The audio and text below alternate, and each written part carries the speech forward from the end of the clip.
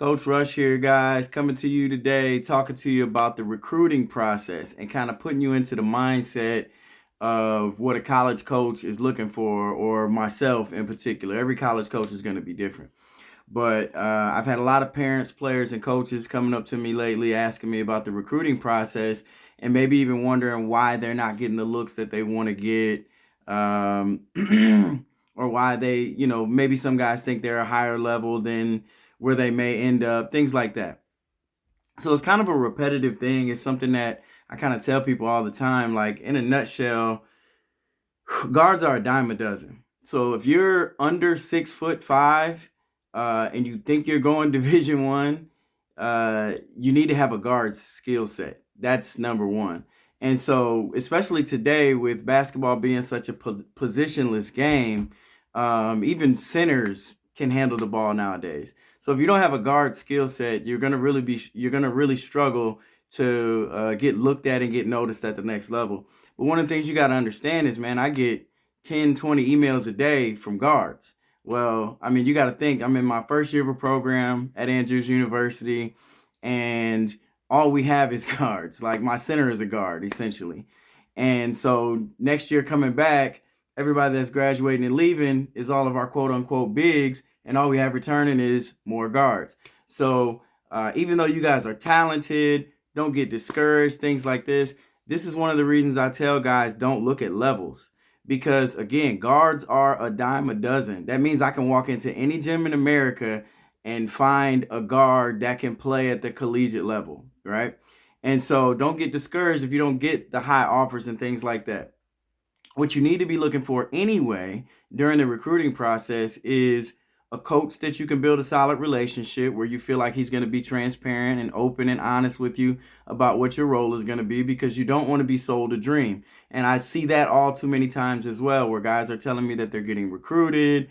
They go up to a school somewhere, they sit the bench, it wasn't what they thought it was going to be, yada, yada, yada, all these different things.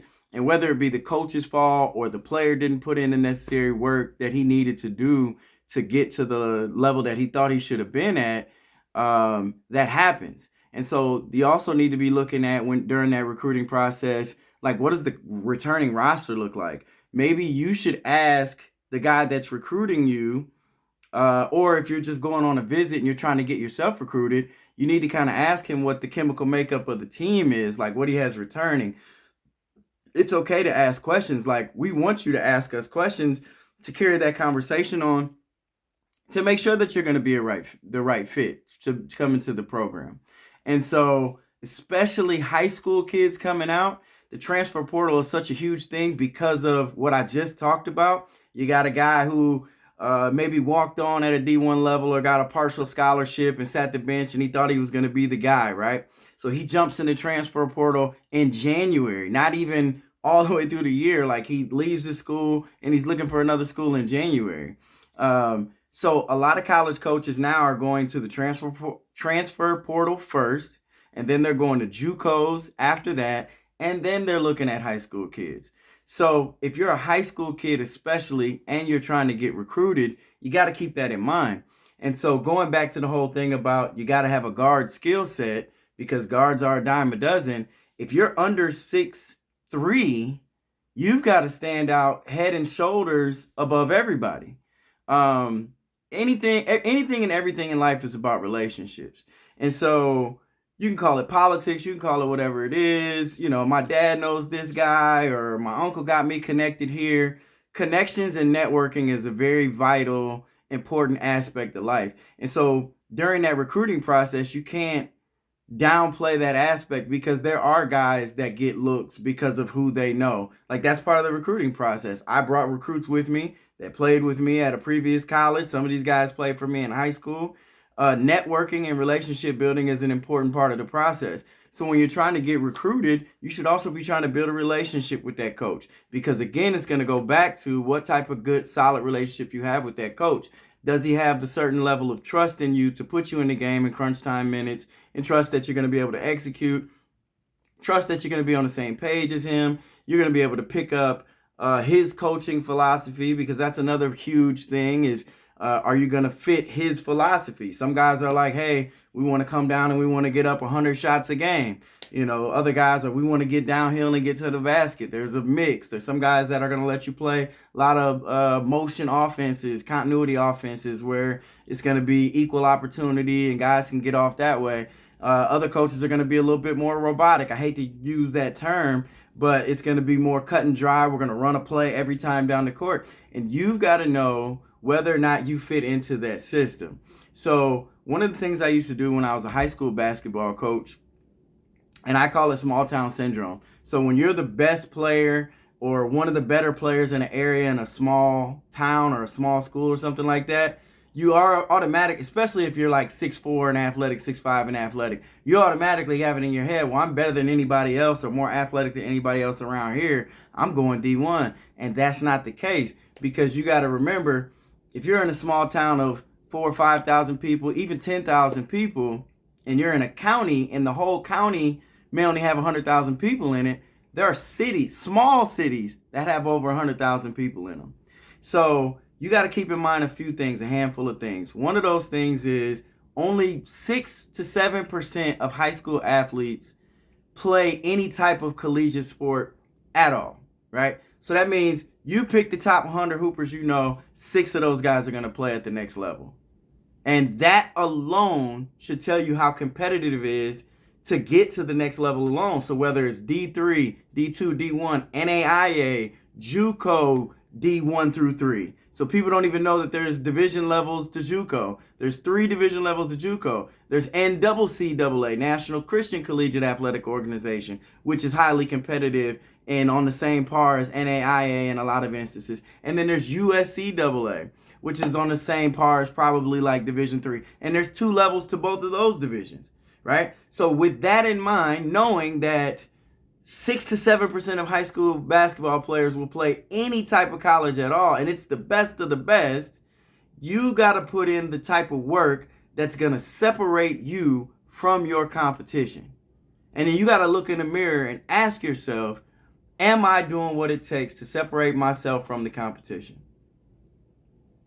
Simple question, man. Are you doing what the top 6% are doing? And then think of it like this. Look at all the levels I just named you. There's 3 NCAAs. There's 3 JUCOs. So now you're at 6 levels. There's NAIA. There's 2 NCCAAs and 2 USCAAs. So there's 11 divisions of college basketball. So 6% of players and 11 divisions, right? There's hoopers everywhere.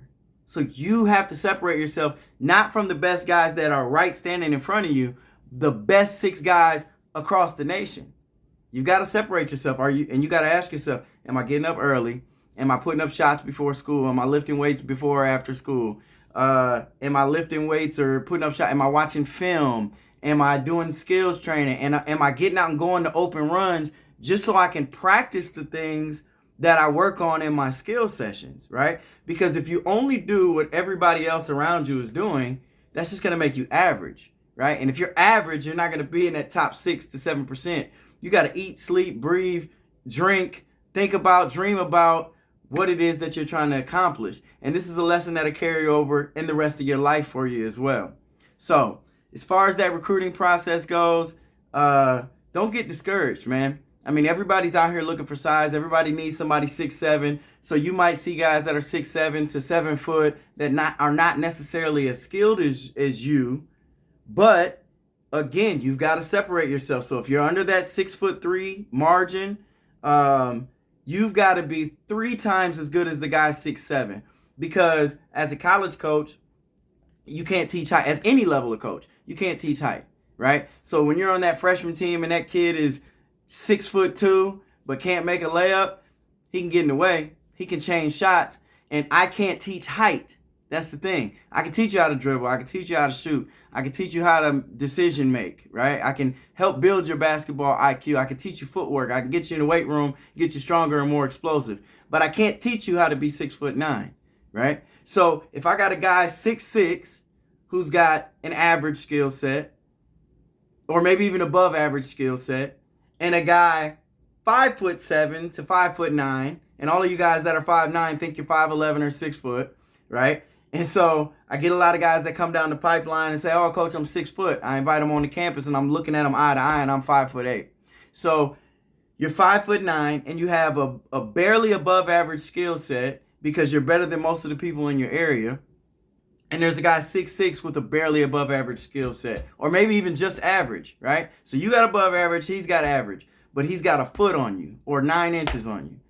Which guy do you think I'm going with? Like, because I'm trying to win at the end of the day, right? So if you want a spot over that guy's at 6'6" and you're 5'9", even 6 foot, I'll give you the 6 foot, right? Everybody says they're 6 foot, that's under it, right? But I give you 6 foot. If you are not exceptional, it's going to be hard for me to take you over that guy that's 6'6", because again, I can walk in any open gym in America and find a guy 5'10" to 6 foot tall that can put the ball in the basket. It's just that simple, man. You know? So again, the message for today is, if you're trying to get recruited, I would say networking is hugely important. Asking coaches questions, finding out if you're going to be a good fit for that system, if you're going to be able to make an immediate impact. Not being stuck on levels is going to be huge. Don't get stuck on levels. If there's somebody that wants to take a chance on you, and that's the only chance that you got, take it and continue your playing career. It's that simple. Like, you don't want to be stuck in July, August without a commitment, looking and then calling coaches in August and they've already started practicing, right? It doesn't work like that. So if in May, June, you've only got one offer and it's not the level you thought it was going to be at, you need to take that offer. Because even if you don't take it, I guarantee there's someone else coming down the pipeline that will. And you might be too late. So don't be too good. Don't get stuck on levels. Networking, make sure it's a good fit. You can build a good, solid relationship with the coach. Don't be stuck on levels. Put in the work. Be exceptional. Don't be average, right? Yeah, fellas. And get out there and put yourself out there. It's the internet. It's 2025. You got YouTube. You got field level. You got NCSA. You got all these people who are quote unquote agents trying to help guys get on. You got prep teams. There's too many avenues not for you to get connected the way that you want to get connected. And here's the last thing that I'll leave you with on that note. Do not leave your basketball destiny in the hands of anyone else except for yourself. Don't look at your coach and say, my coach isn't getting me offers. My dad took me on every recruiting trip that I ever went on. My dad got me the 2 offers that I got offered coming out of high school. It wasn't a high school coach. It wasn't an AAU coach. It wasn't any of that. Their job is to coach. And if their reputation is also on the line. So if they don't feel like you're college ready, that's because you didn't put in the work, not because they didn't put in the work.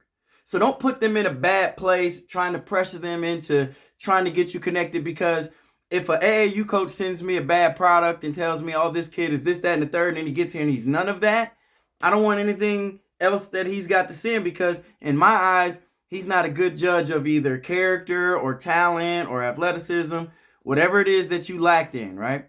So don't put your coaches in a bad place by trying to pressure them to help you get on, especially in 2025. There's way too many avenues for you not to be able to do it yourself. There's CapCut, there's all these apps, AI apps now that will edit your videos and do whatever else that you need them to do. You got YouTube, put it up there. Get online, email some coaches, text, call some coaches, send over your transcripts. And this is the last thing I'm going to leave you with. A lot of colleges do not offer athletic scholarships. I will say this again. A lot of colleges do not offer athletic scholarships.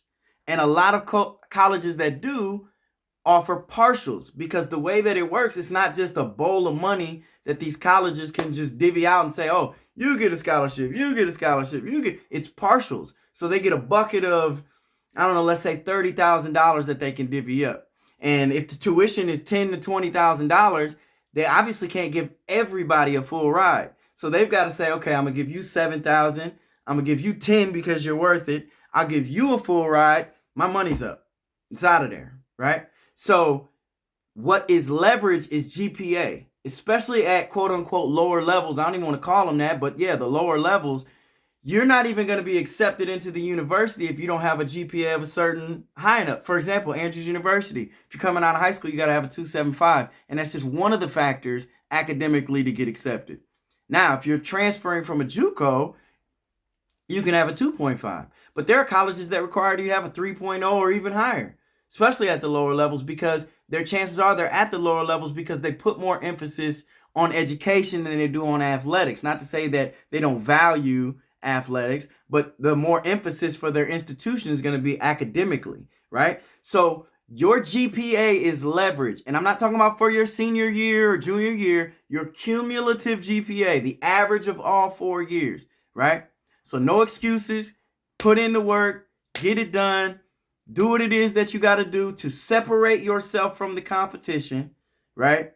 Put in that work, put in deposits every single day into training, in the mental aspect, if this is really your goal, right? I'm not talking to the people who just are playing basketball for fun. I'm talking to the guys that say that they want to be college athletes or think that they are college athletes, because there's so much more to it than just being a hooper, right? Because, you know, and we're not even going to get in there. We're going to save that for another day, right? But there's so much more to being a college athlete than just being a basketball player, than just being skilled, than just being athletic, right? And you can't blame politics. You can't blame everybody else. You've got to get to where you want to get to. You've got to hold yourself accountable. You've got to put in the work. You've got to ask the questions, make the relationships, do what it is that you need to do to separate yourself from the competition so that you can't have any excuses. All right. Peace.